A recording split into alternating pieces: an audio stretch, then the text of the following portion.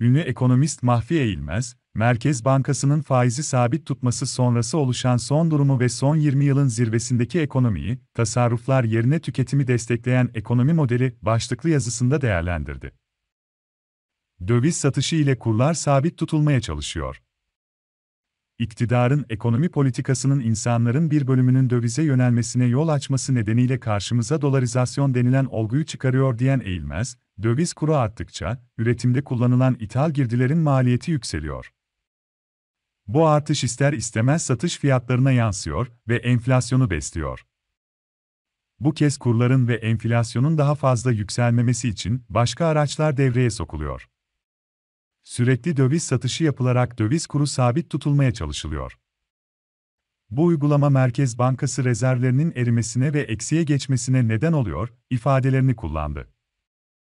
Mahfi Eğilmez'in kendine ait internet sitesinde yer alan yazısının ilgili bölümü şöyle. Türkiye, uzunca bir süredir ekonomi politikası uygulamasının temel taşı olarak faizi, enflasyonun altında tutarak tasarruf sahiplerinin varlıklarını borç alanlara ucuza kullandırma politikası izliyor. Enflasyonun %54,4 olduğu bir ortamda bankalar, Merkez Bankası'ndan %14 faizle kullandıkları fonları ve vatandaştan %16 faizle topladıkları mevduatı %32 faizle kredi olarak kullandırıyor. Bu yolla tasarruf sahiplerinin varlıklarının bir bölümü tüketicilere aktarılarak talep yaratılmış ve ekonomi canlı tutulmuş oluyor. Faizlerin düşük olması gayrimenkul fiyatlarının sürekli artmasını ve insanların enflasyonun altındaki oranlarla kredi kullanarak gayrimenkul satın almasını özendiriyor. Talep bu şekilde artınca da gayrimenkul fiyatları yükseliyor. Bir tek apartman dairesinde ortalama 150 dolayında sanayi ürünü kullanıldığını dikkate alırsak bu modelin sanayi ve finans kesiminde ortaya çıkan rekor kırlara yol açmasını da anlamış oluruz. Bu politika, insanların bir bölümünün dövize yönelmesine yol açması nedeniyle karşımıza dolarizasyon denilen olguyu çıkarıyor. Bu durumda dövize talep arttığı için döviz kuru yükselmeye başlıyor, Türk lirası değer kaybediyor. Döviz kuru arttıkça, üretimde kullanılan ithal girdilerin maliyeti yükseliyor. Bu artış ister istemez satış fiyatlarına yansıyor ve enflasyonu besliyor. Bu kez kurların ve enflasyonun daha fazla yükselmemesi için başka araçlar devreye sokuluyor, bir sürekli döviz satışı yapılarak döviz kuru sabit tutulmaya çalışılıyor. Bu uygulama Merkez Bankası rezervlerinin erimesine ve eksiye geçmesine neden oluyor. Döviz talebini düşürmek için bankalara alış ve satış kurları arasında açık fark olması yolunda telkinler yapılıyor. Döviz satışlarında komisyon uygulaması yoluyla dövize talep baskı altına alınıyor. Mevduat korumalı kur hesapları devreye sokularak faize ek olarak, adına faiz denmeyen ama aslında faiz olan, kur farkı ödemesi yapılıyor.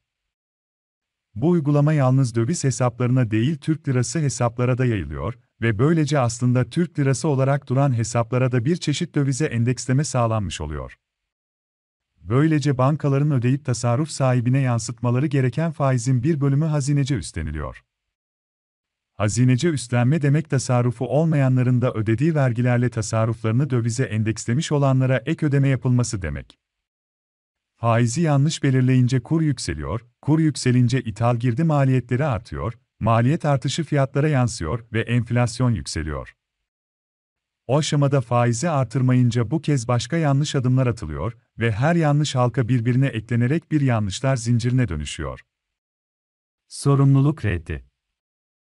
Ben bir finansal ya da mali müşavir değilim, bu yüzden kanalımda söylediklerim bir yatırım tavsiyesi olarak görülmemeli ve yatırım tavsiyesi de değildir. Size verdiğim herhangi bir bilgi sadece kendi deneyimlerime, tecrübelerime ve araştırmalarıma dayanmaktadır.